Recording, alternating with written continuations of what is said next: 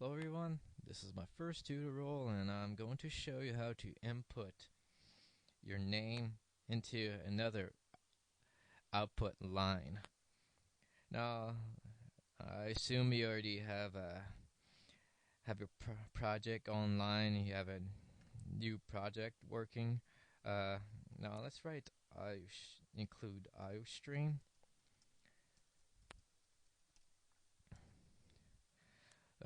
Our input output library. It's a must if you want to output an input text.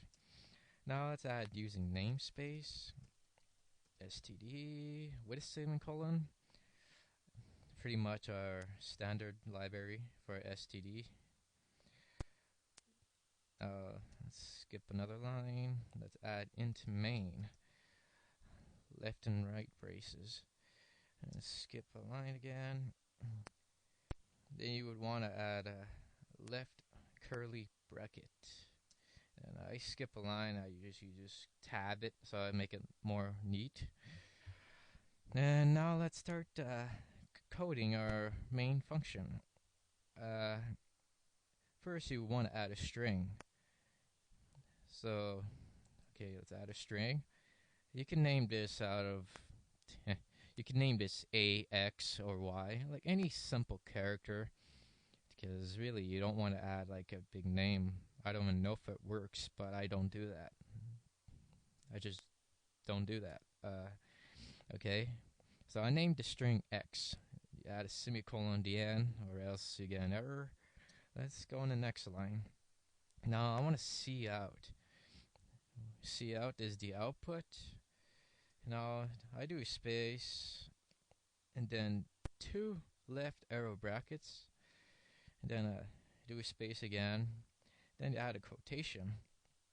Now whatever you write in here will be pretty much what will be displayed on screen.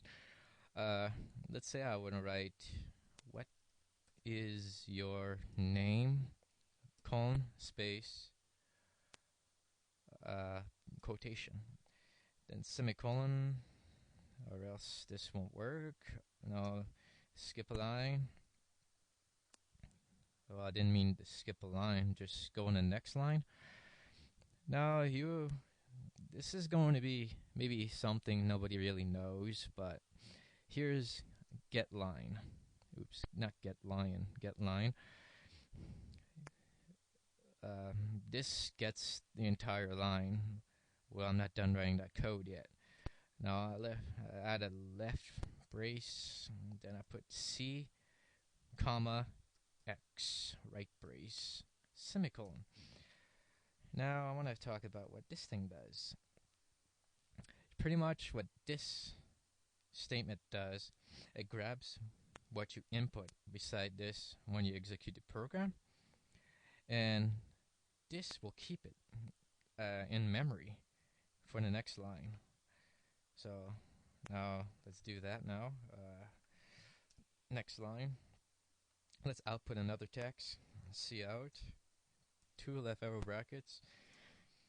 Space. Quotation. And for example, let's say your name is, then colon. You don't have to. Actually, let's not do that. Just do a space. Two left. No, I made another mistake. I'm making fun out of myself here. You want to end this. There's a space and quotation. Then two left arrow brackets. Then you add X, which pretty much the X is our string here. And in here, when you write your output right there, your X is stored here, and now you store it here. So anyway, let's do another space and two left arrow brackets again. Then you would run a write NDL, semicolon. NDL is pretty much to end the line. Always remember to add a semicolon on this, or else it will just generate an error. Now let's go on the next line. Actually, let's skip this line. So go to the next line.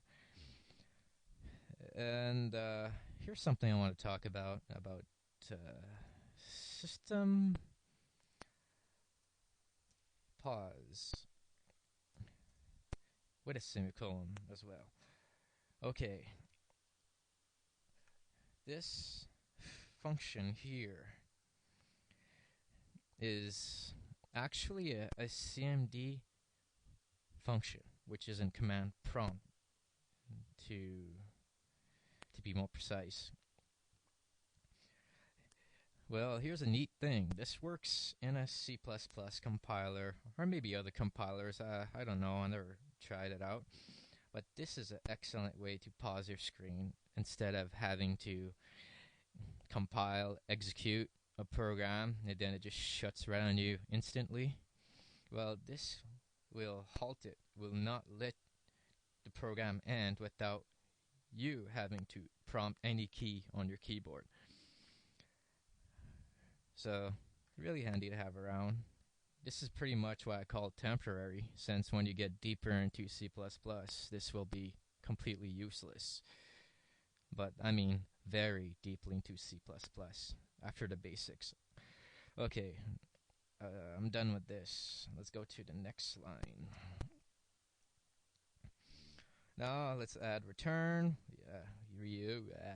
Whatever I'm saying. Return 0 semicolon. Now, this is pretty much like saying you're telling the compiler, okay, you return everything went well, no problems. Pretty much add that. I mean, he's got to be more happy to see you write that for him. Now, next line, backspace it, just to make it more neat. Then you want to add a right curly bracket to end the program. So this concludes this about writing down the code. Now you would want to execute it. Now, it doesn't show here, but on top of the dev C++ compiler, there's an execute. Then you could just go on compile run, which is compiling right now. I already saved this as something, so that's why you didn't have to save it as a name. But this is how it looks like. What is your name? Well, how about I type Guri Bandit. Your name is Guri Bandit. Now, you see here where it says press any key to continue. That's the system pause. Writing this, it's waiting for you to prompt a key. So I don't know, hit spacebar, anything. I'm just gonna hit the spacebar. So it ends. Well, this concludes my tutorial. Hope this was helpful, and thanks for watching.